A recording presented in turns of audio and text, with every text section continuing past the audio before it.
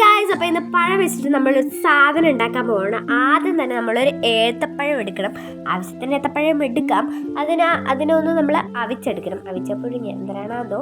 പിന്നെ നമ്മൾ അതിനെ അവിച്ചെടുത്തതിന് ശേഷം ഒരു സ്പൂൺ വെച്ചിട്ട് നമുക്ക് ഉടച്ചെടുക്കാം കേട്ടോ. ഉടച്ചെടുത്തത് ഈ ഒരു പരിവമൊക്കെ ആവുന്ന സമയത്തിൽ അതിനകത്തോട്ടേക്ക് ഗോതമ്പ് പൊടിയും അതുപോലെ തന്നെ ആവശ്യത്തിന് ഗോതമ്പ് പൊടിയും ആവശ്യത്തിന് അരിപ്പൊടിയും പിന്നെ പഴത്തിനും അരിപ്പൊടിക്കും ഗോതമ്പ് പൊടിക്കും ആവശ്യത്തിനായിട്ടുള്ള തേങ്ങ പിന്നെ അതിനാവശ്യത്തിനായിട്ടുള്ള പഞ്ചസാരയും കൂടെ ഇട്ട് നല്ല കണക്ക് കുഴച്ചെടുത്ത് ഇതുപോലത്തെ ബോൾസുകളാക്കി എടുക്കാം. ഇങ്ങനത്തെ ബോൾസാക്കി വേണമെങ്കിലും എടുക്കാം.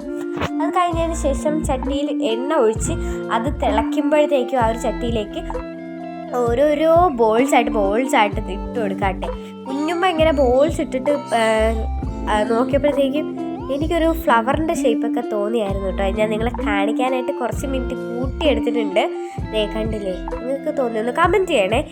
പിന്നെ അതൊരു ബ്രൗണിഷ് കളറൊക്കെ ആവുന്ന സമയത്തിന് നമുക്ക് ഓരെടുക്കാം കേട്ടോ. പക്ഷെ നമ്മളെടുത്തത് കുറച്ചൊന്ന് കരിഞ്ഞു പോയത്. ഈ ഒരു പരുവത്തിൽ ഇതിനു മുമ്പൊക്കെ ഒരു ബ്രൗൺ കളർ ആകുമ്പോഴത്തേക്ക് നമുക്കിങ്ങ് എടുക്കാവേ. നമ്മൾ ആക്കിയത് നല്ല കണക്ക് കരിഞ്ഞു പോയിട്ടുണ്ടായിരുന്നു. പക്ഷെ ചിലതൊക്കെ നമുക്ക് നല്ല ബ്രൗൺ കളറിന് കിട്ടിയിട്ടുണ്ട്. ഈ ഒരു പരുവാകുമ്പോൾ നമുക്ക് എടുക്കാൻ.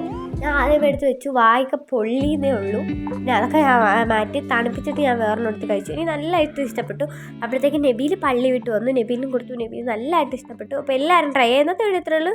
തരാ.